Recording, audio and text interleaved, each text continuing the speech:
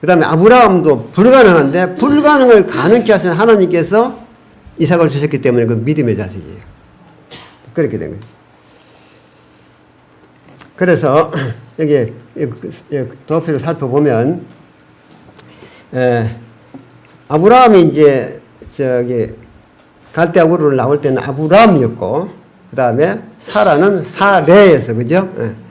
그러니까 이제 불신의 자식을 놓고 계속 그러다가 99세 돼 가지고 결국에 아브라함은 이제 내년 이맘때에 내가 자식을 놓게 될 것인데 이제부터 준비를 해야 된다.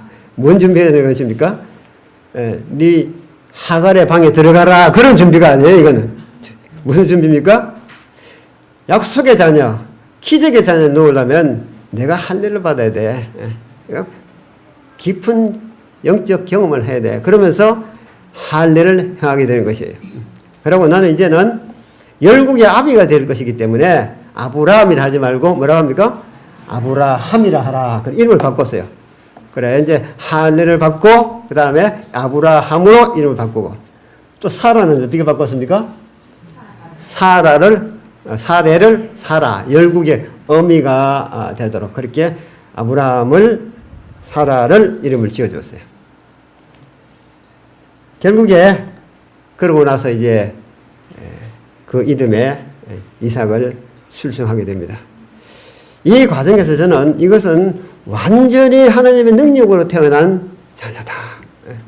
그래서 이스라엘 백성들은요, 아브라함은 우리 아버지라 그렇게 합니다. 아브라함. 자, 그래서 그것을 이 갈라디아 4장에는 이때에 두 가지 사건이 나타나는데 하나는 아브라함의 불신 때문에 태어난 하갈의 자녀 이스마엘. 그 다음에 이제 하나님의 능력으로 태어난 이삭. 이것은 전혀 다른 근원입니다. 전혀 다른 근원. 이 일로 인해서 사실은 인류의 역사는 크게 변화를 가져왔습니다. 이때 태어난 이스마엘의 후손은 어떤 후손이죠? 팔레스타인 민족. 그것으로 인해서 인류는 지금까지 고통 중에 있게 되는 것입니다. 이슬람 민족, 그 다음에 팔레스타인 민족은 끊임없이 유대 나라의 이스라엘 나라의 대적이 되고 가시가 되게 된 것입니다. 수백 년간, 수천 년간, 지금까지도 그렇게 받아들였어요. 그래가지고 지금도 성전 그 벽에 가면요, 우리에게 메시아를 보내주소서, 누굴 거절해 버렸을까요? 예수 그리스도를 거절했기 때문에 그래요. 그들이 제대로 믿음으로 성장된 나라가 되었다면 예수님 오셨을 때에 정말 유대 나라 전체가 다 예수님을 환영했을 겁니다. 그래서 그들은 지금도 예루살렘으로 그런 운동들이 일어나는 이것을 갖다가 우리는 시오니즘이라고 합니다. 지금도 그제 우리 교회에 어떤 집사님 한 분이 갑자기 없어져 버려서 그 평소에 가르침 보면요, 랍비가 어떠느니 토라가 어떠느니 늘 그 얘기해서요. 뭘 하나 그랬더니 이스라엘에 가가지고 배우러 간다는 거예요. 그래 보면 예루살렘을 가야 돼. 예루살렘에 가게 돼. 거기다가 성전을 짓고 거기다가 지금 누가 오신다고 이렇게 하면서 자꾸 가더니 가버렸어요. 우리 교단 안에도 이런 사람들이 자꾸 침투해 들어와요. 그래서 이걸 시온으로 돌아가야 한다. 예루살렘으로 돌아가야 한다. Back to Eden, Back to Jerusalem 이렇게 돼요. Back to Jerusalem 무브먼트라 그렇게 합니다. 왜 그러냐 물어봤더니 예루살렘에서부터 복음이 시작해가지고 저 유럽으로 건너가고 유럽에서 다시 미국으로 건너가고 미국에서 다시 한국으로 와서 한국에서 다시 중국으로 가고 중국에서 다시 이쪽 어딥니까? 이쪽 중국 서부 지방으로 가서 예루살렘 도착한다는 거예요. 이제 뭐만 남았나 그랬더니 중국 서부에 있는 우루미치족입니까? 그때 이슬람 세계면 되고 그 벽을 뚫고 나가면 이제는 우리가 모두 백두 예루살렘 한다. 그렇게 해가지고 예루살렘에 도착한다는 거예요. 이 예루살렘으로 돌아가야 한다는 운동은요, 비단 우리뿐만 아닙니다. 수많은 사람들이 지금 예루살렘에 그때 예루살렘의 영화를 그대로 재현하려고 지금 많은 금을 모으고 성전을 새롭게 지으려고요. 그래서 땅에 있는 예루살렘을 재건하려는 운동이 굉장히 많이 일어나고 있어요. 이건 분명히 앞으로 거기에 적그리스도가 나타나서 결국에 거기서 큰 활동을 할 수 있도록 만들어 나가는 땅의 운동이고 행위의 운동이고 행위를 통해서 구원을 얻고자 하는 운동의 대명사가 되어버린 것이죠. 예수님께서 이걸 다 하셨어요. 이 땅에서 일어나고 있는 이 백투 제루살렘 운동들을 이미 하나님께 내다보시고 이 이삭을 낳은 사라를 일컬어서 위에 있는 예루살렘이다 이렇게 일컬은 것이에요. 위에 있는 예루살렘은 우리 어머니라 그렇게 말했잖아요. 갈라디아 4장을 다시 봅시다. 위에 있는 예루살렘은 우리 어머니라. 26절에 4장 26절에 시작. 오직 위에 있는 예루살렘은 자유자니 곧 우리 어머니라. 여기에 두 가지 대칭 구조가 항상 나옵니다. 하나는 율법의 행위를 쫓아나는 것과 믿음의 행위를 쫓아나는 것. 하나는 사라와 하나는 하갈. 그 다음에 하나는 땅에 있는 예루살렘과 하나는 위에 있는 예루살렘. 이렇게 된 거예요.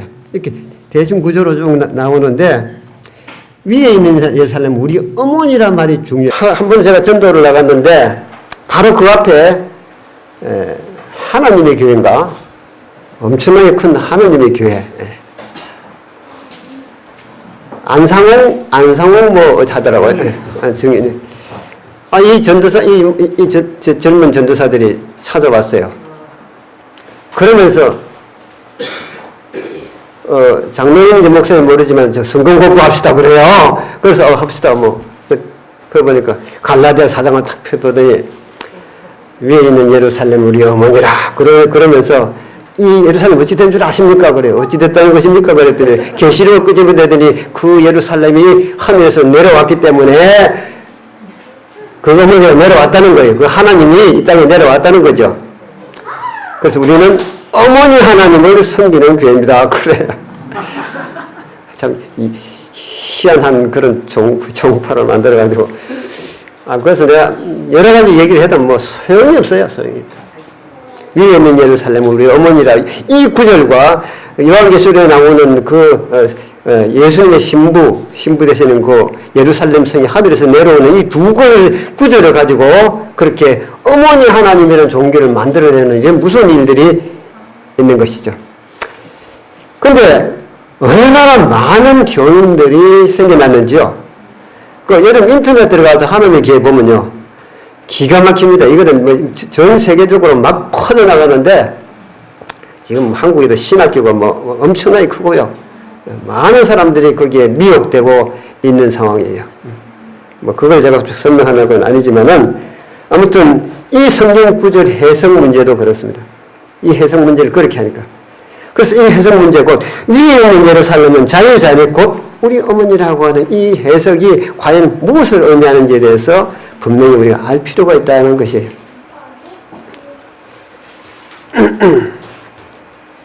그래서 이제 위에 있는 예루살렘 우리 어머니란 말의 의미는 어제 말씀드린 대로 뒤에 바로 그 다음 구절에 그 해답이 나와 있어요.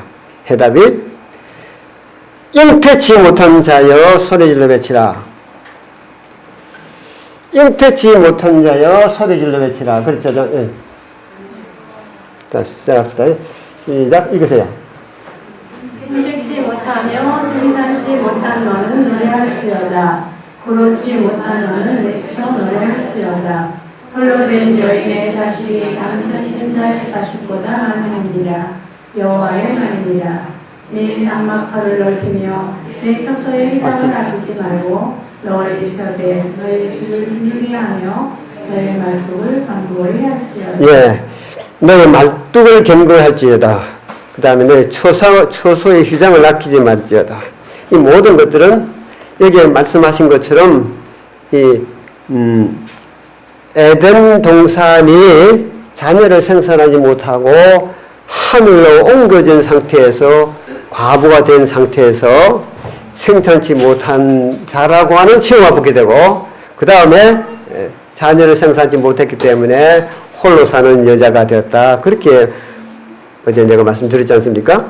그런데 여기에 그것을 일컬어서 내 장마틀을 넓히면 내 처소 이상을 아끼지 말고 내 말뚝을 견고히 할지어다. 이 말의 의미는 뒤에 쭉 들어가면 결국에 이것은 위에 있는 새 예루살렘을 두고 말하는 것이라는 것을 알 수 있어요. 이것이 어떻게 변화되는 것인지 이것이 곧 이제 54장 11절에 있는 말씀입니다. 자, 한번 읽어봅시다. 너 공고하며 강풍에 요동하며 안위를 받지 못한 자여, 보라, 내가 화려한 채색으로 내 돌 사이에 더하며 청옥으로 내 기초를 쌓으며 홍보석으로 내 성착을 지으며 성류석으로 내 성문을 만들고 내 지경을 다 보석으로 꾸밀 것이며 내 모든 자녀는 여호와의 교훈을 받을 것이니 내 자녀는 크게 평강할 것이며 너는 위로 설 것이며. 네. 이사야 54장 11절 이것이 아까 성경절 뒤편에 나오는 말씀이죠. 여기 나오는 말씀. 인되지 못하며 생사지 못한 자여 뒤편에 여기 나옵니다. 예루살렘이 그렇게 채석으로 입혀지고 꾸며지고 보석으로 꾸며질 것을 말한 것이죠. 그 다음에 자, 여기 보겠습니다. 이제 사라를 통해서 태어난 이삭, 약속의 자녀가 태어남으로 인해 가지고 자손이 이제 점점 많아지기 시작했잖아요. 그것을 갖다 우리는 믿음의 성령으로 태어난 약속의 자녀다. 그렇게 볼 수 있습니다. 그 후로 태어난 자녀는 누굽니까? 예? 누구 태어났어요? 계속. 야곱, 그 다음에 야곱의 12 자녀들, 이렇게 쭉 태어났잖아요. 계속. 그것을 우리는 약속의 자녀들이다. 그렇게 볼 수 있습니다. 12지파가 태어나게 되고. 그런데, 이렇게 태어난 모든 사람들은 일컬어서 예수 그리스도의 계입으로 태어난 사람들이에요. 예수 그리스도께서 사라를 권고하셨고, 그 다음에 믿음의 자식이 태어나도록 그들을 어떻게 한 겁니까? 다시 한번 재거듭난 경험을 가지게 해서 아브라함이 이제 자식을 생산하게 되었는데 그것은 믿음의 자녀고 그 다음에 약속의 자녀가 된 것인데 이것은 예루살렘으로 말하자면 새로운 남편을 받아들인 예루살렘, 즉 뭡니까? 첫 번째 아담이 아니고 두 번째 아담, 즉 둘째 아담 예수 그리스도를 통해서 믿음의 자녀들이 생산되고 있기 때문에 하늘에 있는 위에 있는 예루살렘은 우리 어머니가 된 것이에요. 그 어머니는 무엇입니까? 자녀가 계속 생산되고 있기 때문에 그래요. 네. 그것을 두고 말한 것입니다. 그래서 불신의 자녀들은 계속 생산이 되어가고 있고 그 다음에 약속의 자녀들은 계속 태어나가면서 둘째 아담이 이 땅에 오시게 되었고 그 다음에 교회가 탄생이 되어서 결국에 이제 주님께서는 이 땅에 교회를 세우시고 이 교회의 완성이 곧 온 우주 총회 장자 교회의 완성으로 이끌어갈 계획을 가지고 있는 것이다. 그 다음에 이제 어제 우리는 이 말씀 읽었는데 시온은 구로하기 전에 생산하며 고통을 당하기 전에 남자를 낳으시니 구로한다는 말이 무슨 말이죠? 구로 무슨 말이에요? 우리 기억성경 옛날 말이 그렇게 임산 고통이라 이렇게 보세요. 임산 고통. 새 성경이 어떻게 났습니까? 진통을 하기 전에. 네, 진통하기 전에 임산 고통을 이제 잘 표현해놨네요. 네. 이제 계속 이제 태어났어요. 그래서 우리가 이제 영적인 약속의 자녀, 하나님의 자녀들이 되어서 오늘날까지 이르게 되었다. 예수님께서 기뻐하시겠잖아요. 예? 얼마나 많은 사람이 태어났습니까? 1844년에 이르러서 이제 하나님께서 이 약속의 자녀들을 하늘 지성소로 초대해서 그곳에서 이제 다시 한번 그들이 입고 있는 혼인 예복을 조사해서 그 다음에 그들이 정당하게 품성이 예수 그리스도의 의로 옷 입었다는 사실이 확인되면 그것을 일컬어서 신부라 그렇게 해서 신부로 받아들이고 예수님께서 결혼식을 거행하게 될 것이다. 그래서 이 사라의 후손, 즉 아브라함의 후손 전체가 다 약속의 자녀들이고 약속의 자녀들이 긴 세월 동안에 이제 뭘 준비했습니까? 뭘 준비했어요? 하늘을 위해서 품성 준비를 해왔는데 이 품성 준비 기간이 어디 끝납니까 지금? 지성소 시대 때의 완성을 이루시기 위해서 주님께서는 당신의 백성들을 마지막 시대의 지성소로 초대하게 된 것입니다. 여기서 예수님께서는 이제 결혼식을 하게 되는데 이 결혼식이 곧 새 예루살렘과 결혼한다고 하는 그런 결혼식으로 말씀을 하셨고 그것은 우리가 하늘 지성소에 초대된 것과 같고 왜냐하면 하늘 지성소에 초대되어 있는 우리는 곧 예루살렘의 뭡니까? 각종 우리의 품성의 재료들로 만들어진 예루살렘을 대표하고 있기 때문이에요. 예수님께서 우리와 어디서요? 지성소에서 결혼한다고 하지 아니하시고 예루살렘과 결혼한다고 하잖아요. 그거 왜 그랬죠? 그 이유는 딱 한 가지입니다. 왜냐하면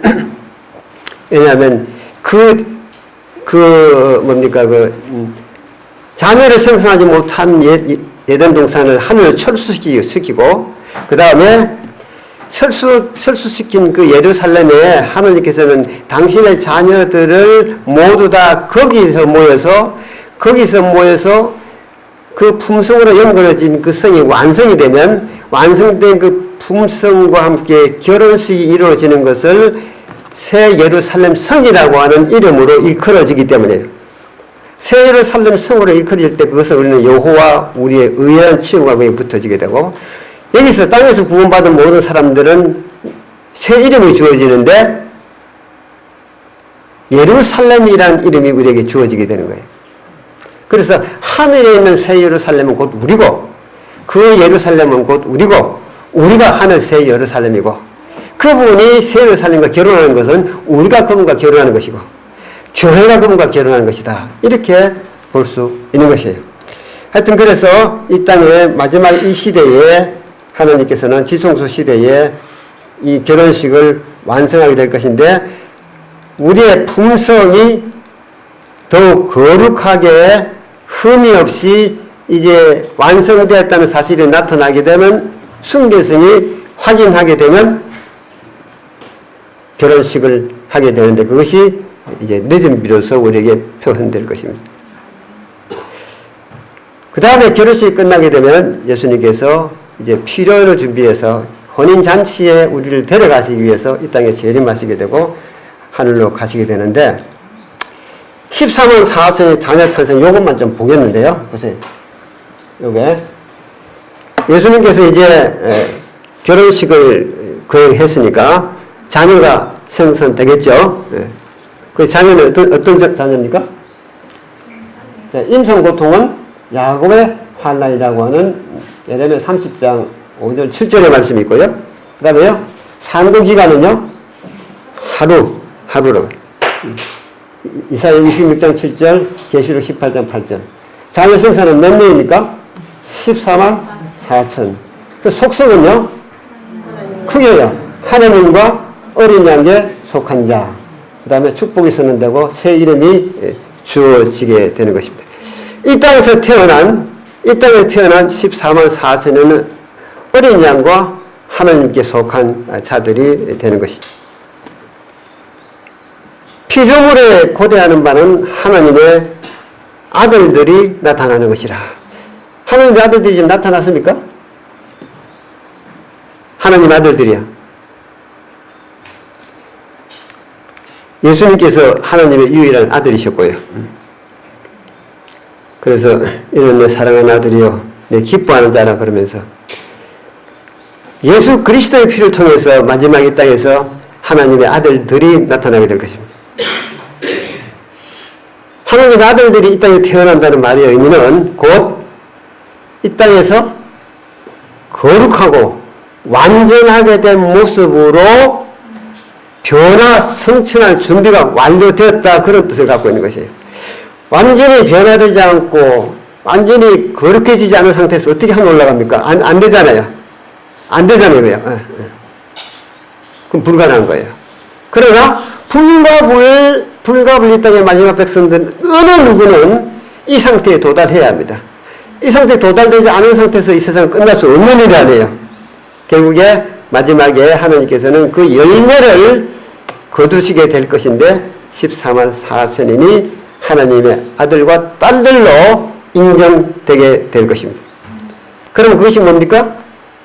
예수님을 심었으니 예수님이 나고 팥을 심으면 팥이 나듯이 하늘의 거룩한 종자 예수님의 의를 심으시니까 의의 종자가 태어나는 거다.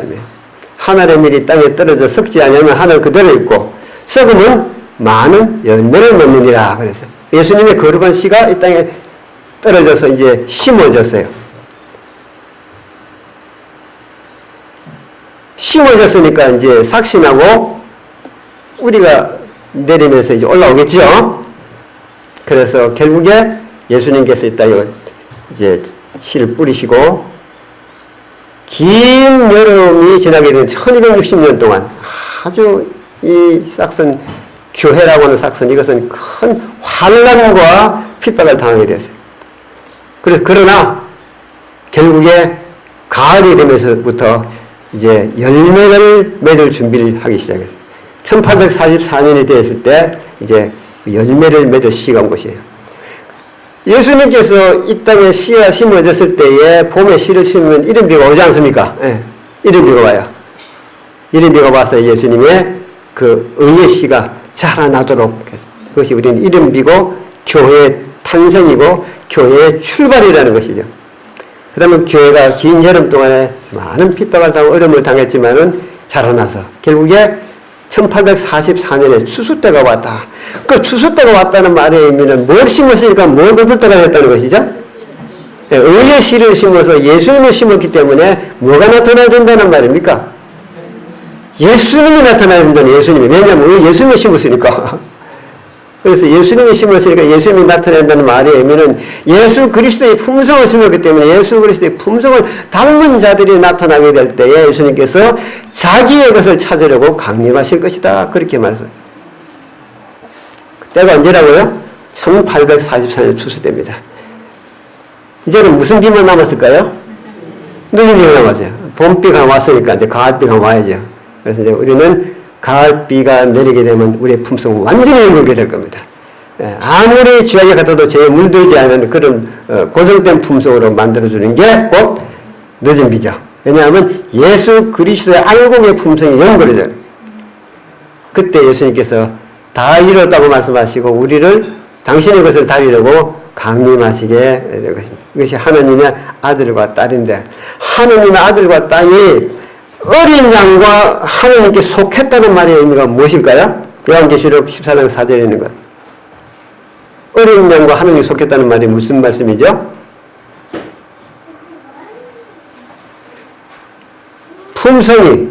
품성이 하나님의 품성과 예수 그리스도 품성을 그대로 닮았다. 그 다음에 그것이 이 땅의 큰 풍랑을 통해서 시련을 통해서 연결해졌다. 그래서 하나님 어린 양께 속한 자가 된 것입니다. 이들이 구원받음으로 인해서 지금까지 이 일을 기다리며 멀리서 바라봤던 우리의 선조 노덕들, 아브라함, 그 다음에 이삭, 야곱, 그 다음에 수많은 노덕들이 멀리서 그걸 바라봤지만 그들은 그 당대에 그것이 이루어지지 못했어요. 신약시대 때도 마찬가지였어요. 그러나 마지막 시대에 우리에게는 큰 특권이 주어지지 않습니까? 네, 큰 특권이 주어졌어요. 우리 당대에, 우리 대에 지구 역사의 마지막 장, 즉 하나님의 거룩한 아들과 딸들이 나타나는 일들이 우리에 대해서 나타나게 된 것입니다. 많은 우리 믿음의 선조들이 이것을 기다려왔다는 것이 이것을 모두 기다려왔어요. 그리고 많은 피조물들이 탄식하면서 하나님의 아들과 딸이 나타나는 것이라. 이것이 나타나지 아니하면 구속 역사를 마칠 수가 없어. 예수 그리스도의 보혈의 피가 인간 하나를 완전하고 거룩하게 만드는 일에 부족하다면은 어떻게 구속 역사를 마칩니까? 그래 결국에 이 역사는 마쳐지게 되는데 여러분과 나의 안에서 마쳐지게 될 것이다. 저는 그래 믿습니다. 우리 다음 세대가 마치게 될 거 믿지 마세요. 믿지 마세요.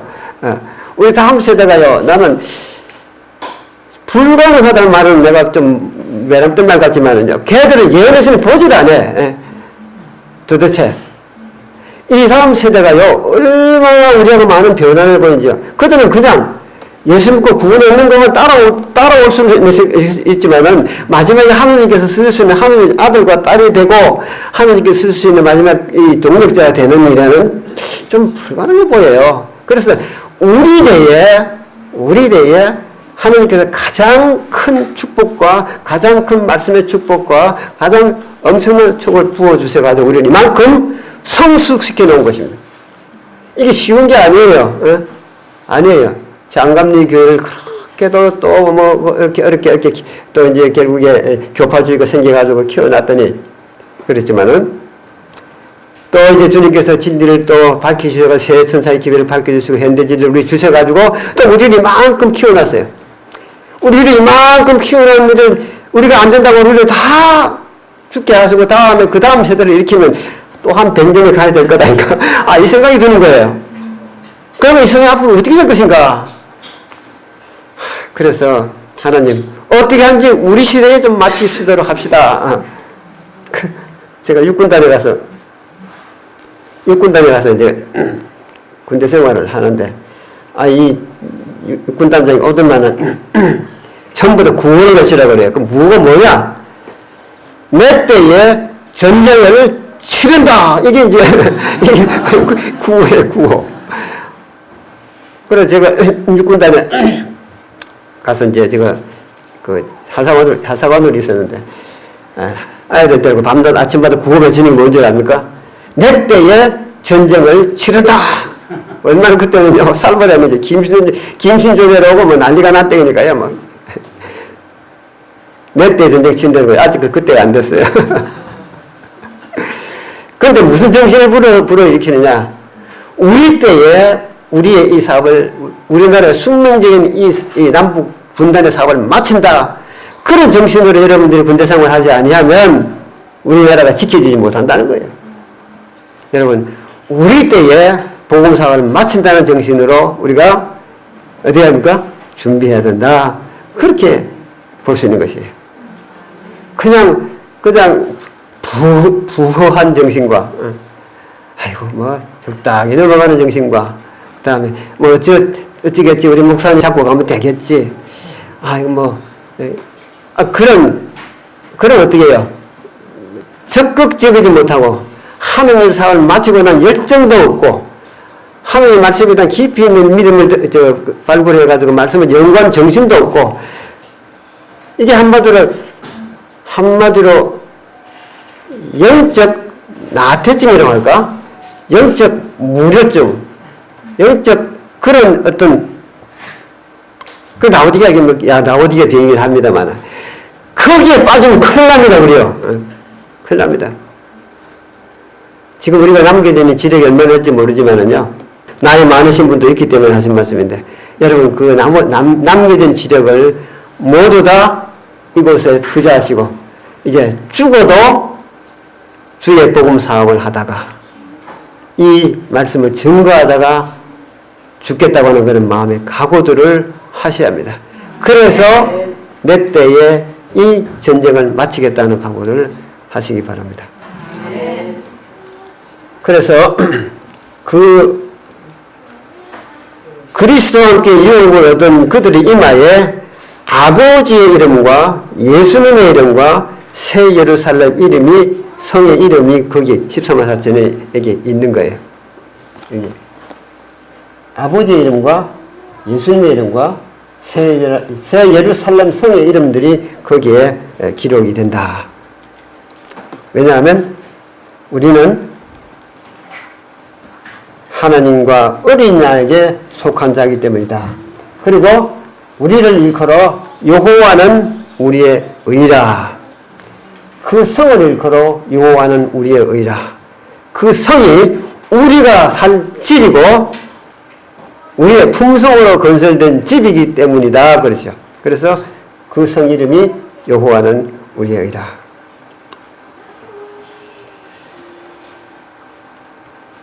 자, 그 다음에요. 이제 이거는 갈라디아 4장은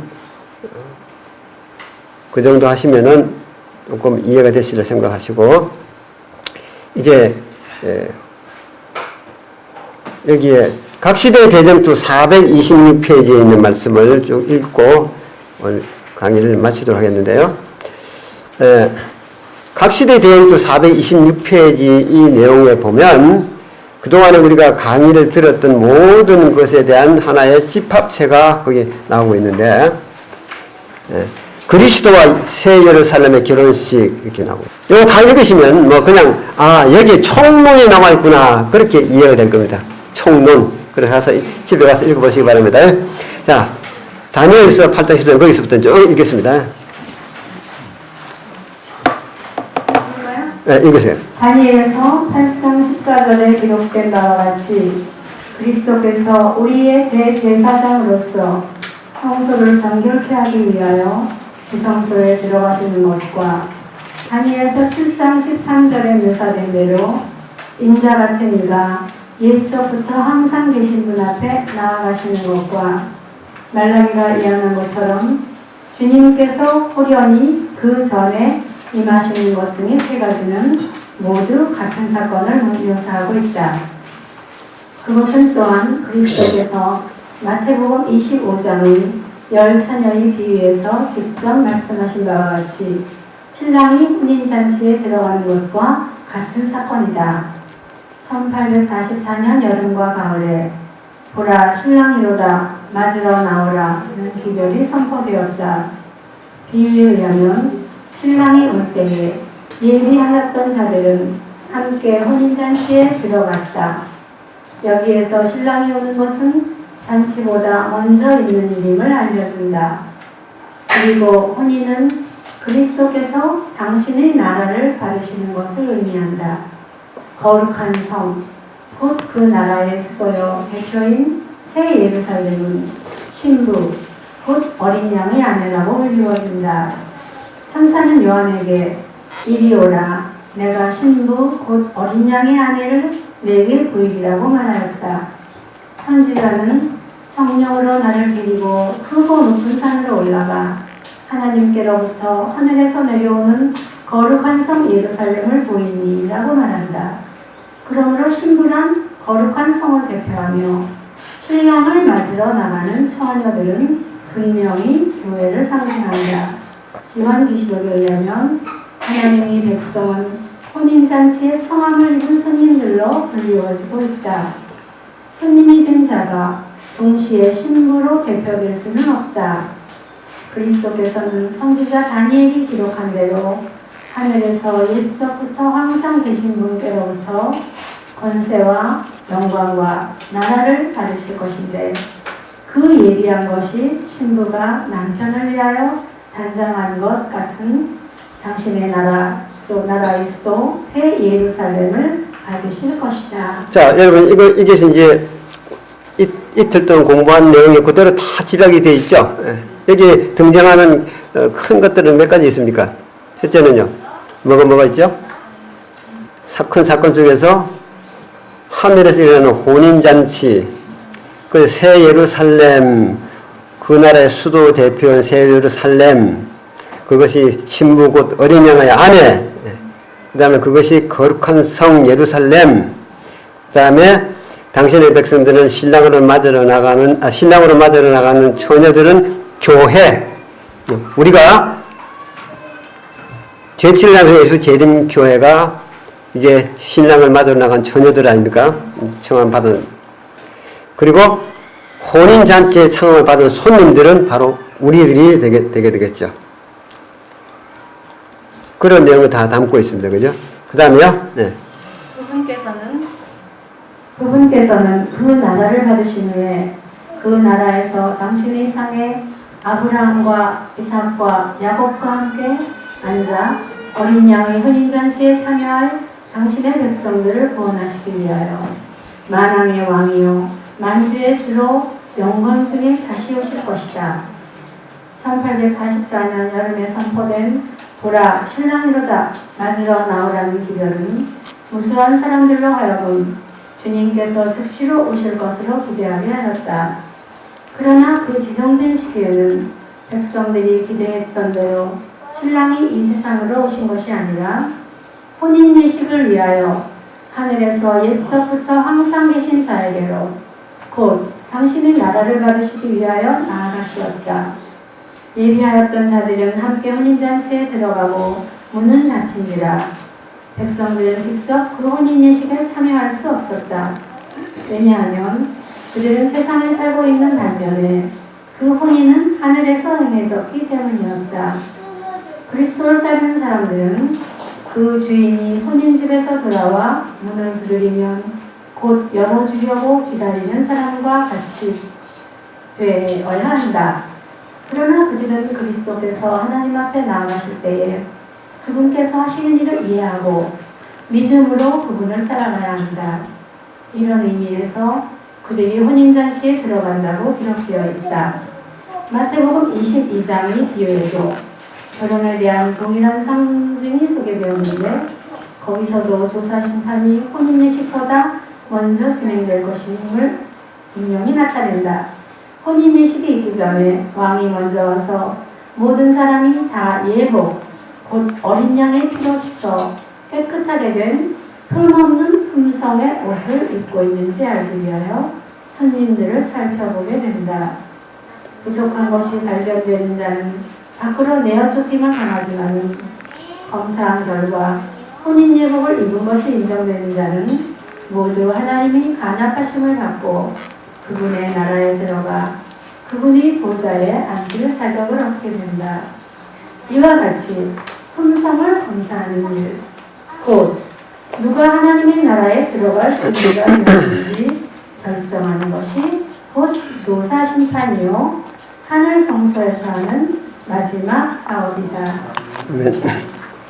각시대 대쟁투 426페이지, 428페이지. 여러분, 이 내용 전체가 다 그동안 강의한 것에 대한 하나의 집합체입니다. 가서 잘 내용을 살펴보시고 읽어보시고 이해하기를 간절히 바랍니다. 아멘. 예. 지금 우리는 큰 위기의 시대에 살고 있어요.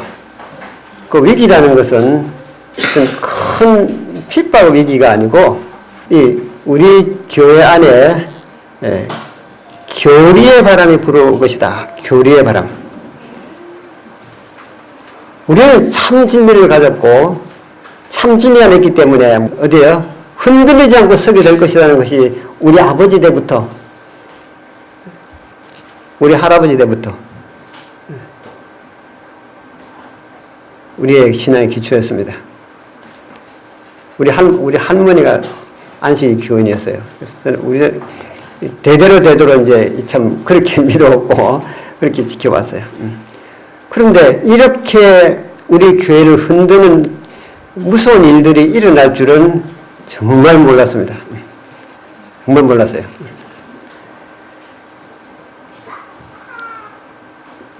앞으로 사단은 기묘한 방법으로 교회를 흔들어 놓게 될 것인데 오직 성경을 부지런히 연구하고 진리에 대한 사랑을 받아들인 자들만이 온 세계를 사로잡는 강력한 미혹에서 보호받게 될 것이다. 성경의 증언에 의하여 그들은 그 기만 자의 변장을 알아나게 될 것이다. 각시대 225페이지. 무엇만이 가능하다고요? 성경을 부지런히 연구하고 진리에 대한 사랑을 받아들인 자만이 그 변장을 이해하게 될 것이다. 그래서 우리는 믿음의 자식들이고 또 약속의 후손들입니다. 거기는 오직 믿음으로 만나는 의밖에는 존재할 틈이 없어요. 그런데 인간은 얼마나 완전하게 타락을 했는지 그 세포 자체가 말이죠. 세포 자체가 자만심과 교만심과 자기 비호의 정신과 자랑의 정신과 모든 걸로 꽉 차 있다는 사실을 아셔야 합니다. 이것이 육체가 뭐 변할 것이라고 생각하지 마세요. 육체는 안 변합니다. 그거는 천성적으로 그렇게 만들어져 있어요. 그래서 사단은 이 천성적으로 죄악으로 물들인 이 죄악 덩어리, 즉, 이 세포 깊숙이 담겨져 있는 이 죄성 덩어리, 죄의 경향성, 이 자체를 이용해가지고 우리의 정신력을 파괴하려는 것이에요. 하나님께서는 우리의 정신력, 즉, 우리 정신력, 신앙심을 가지고 영적으로 육체를 지배하려고 하는 것이에요. 그래, 육체를 어디로 종으로 들여라? 의의 종으로 들여 구원에 이르라고 하는 것이에요. 그렇기 때문에 말이죠. 우리는 잘못하면 기도하는 가운데도 자기 의가 드러날 수가 없어요. 설교하는 중에서도 그냥 내 것을 드러내고 나를 자랑하고자 하는 강한 충동들이 계속 일어난다는 사실을 아셔야 합니다. 목사님도 마찬가지예요. 왜냐하면 그 세상 자체가 그렇기 때문에 그래요. 끊임없이 경성하고 기도해서 자기를 쳐서 복종시키지 아니하면 어느 순간에 돌출합니다. 이게. 어느 순간에. 사단은 이걸 너무 잘 알기 때문에요. 우리를 그것이 잘 돌출되고 그것이 잘 나타날 수 있는 환경으로 계속 몰아갑니다. 계속. 이 지구의 마지막의 환경은요. 요새 사람들 보면 말이죠. 얼마나 자존심과 자만심이 지금부터 한 30년보다 훨씬 더해졌어요. 건드리지 못해, 완전히. 어떤 사람이 하도 화를 내는 쟤는 화를 내기 위해서 태어난 사람 같아. 화를 내기 위해서 준비되는 사람 같아. 정말 화를 잘 내는 사람이 봤어요. 비단 그 사람뿐만 아니라요. 우리 모두는 그렇게 되어가고 있다는 사실입니다. 그게 선천적, 후천적, 환경적 요인이 그렇게 만들어져 간 것이에요. 그 모세가 왜 그 올리아의 성을 모세가 범죄했습니까? 뺑 들어서 가지고 너 때문에 이스라엘 백성이 얼마나 모세를 괴롭히는지요. 뭐 조금 전에 물도 먹여주고 조금 전에 뭐 매일같이 먹여주는데도 그러니까 그러면 지금 내가 이걸 반석을 해서 물을 내줄까? 그렇게 해버리는 것이라면. 그게 뭡니까? 예, 환경적 충동입니다. 환경적 충동. 우리가 환경적 충동 속에서 남편이 계속 부채질합니다. 이렇게 힘들게 하고. 자식들이 계속 부채질을 해야 돼. 그러면 화를 빠쩍 내면, 그 오빠, 이렇게 되는 거거든요. 그런 요인을 하고 있어요. 그렇기 때문에 끊임없이 경성하고 끊임없이 말씀으로 무장해서 우리 자신을 통제하지 않으면 튀어나옵니다. 그것이 튀어나오는 것 때문에 여러분 너무 실망하지 마세요. 너무 실망하지 마시고 그때마다 깊은 회개의 경험으로 들어가시면 되고요. 아무튼 앞으로 이제 사단은 희미한 방법으로 우리를 유혹하고 아주 내가 좋아하는 교리를 가져오게 될 것입니다. 자기의 성향에 맞는 교리들. 그 뭔 줄 압니까? 뭐예요? 믿음으로 사는 것은 보이지 않는 하나님을 보는 것처럼 믿는 것이고 나타나지 않은 것을 나타난 것처럼 믿는 것이에요. 그런데 우리가 가지고 있는 육체적 성향과 우리가 가지고 있는 모든 것들은요. 언제든지요. 자기를 드러내고자 하는 강력한 열망성이 있단 말이에요. 그렇기 때문에 뭐 교회 일을 하면서도 말이죠. 막 직원을 해보면요. 너희들 다 자기가 드러나. 자기가. 내가. 그런 곳에서는 하나도 이루어지는 것이 없어요. 근데 그거 탓할 수 있습니까? 우리 성경 자체가 그 모양이에요. 그래서 사단이 우리에게 어떤 걸 가져오느냐면 희미한 교리에 뭘 가져오는데 그것이 우리 자신을 드러내고 우리 자신을 자랑할 수밖에 없는 그런 교리들을 가져오게 됩니다. 그러면 자기의 기분에 맞고 성향에 맞는 것이니까 교리들을 받아들이게 된 것입니다. 마지막은 우리는 처음부터 마지막까지 알파와 오메가라 믿음으로 말미암는 의입니다. 오직 믿음 그것밖에 없어요. 하나님께서 우리에게 위대한 진리를 주신 것을 감사해야 합니다. 우리가 일을 다 해놓고 예수님 그렇게 말씀했잖아요. 야, 너 와서 수정 들어. 수정 들어. 와서 수정 들어. 이거 닦아. 종은 그래. 종은 닦고. 야, 내 신발 좀 바로 놔. 닦고. 내 발 좀 씻어. 닦고. 다 그랬다고 수고했다 그럽니까? 수고하지 않아도요. 종은 하는 말이 내가 하여야 할 것을 하였을 뿐입니다. 그렇게 한다는 거죠. 예. 그것이 우리의 태도가 되어야 된다는 것이. 예. 우리는 정말 하나님께서 우리를 인도하실 때 마지막 종착역은 나는 아무것도 할 수 없다. 그 지경으로 우리를 이끌어 간다는 것이에요. 그리고 나는 죄인 중에 괴수로다. 거기로 우리를 이끌어 갈 것입니다. 어느 순간 내가 의롭다고 말하고 이것은 내가 했다고 말하고 자랑하고 싶고 뭔가 드러내고 싶을 때 마귀야 물러가라고 하셔야 합니다. 예, 하나님께서 그거 원치 않으세요.